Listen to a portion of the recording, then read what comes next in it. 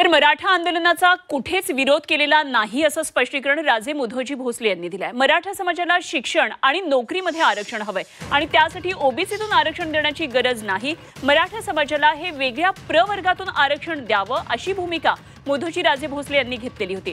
त्यानंतर मराठा आंदोलकांनी मुधोजी भोसले यांच्यावर नाराजी व्यक्त केली। यावरून निर्माण झालेल्या वादानंतर मुधोजी राजे भोसले यांनी एक पत्रक काढलं आणि त्यांचं स्पष्टीकरण दिलं।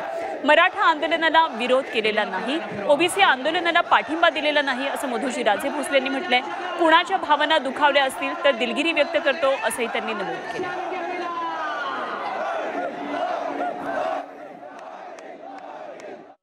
छत्रपती शिवाजी महाराजांची तुलना स्वतःबरोबर केली। आपल्या वक्तव्यात म्हणतात छत्रपती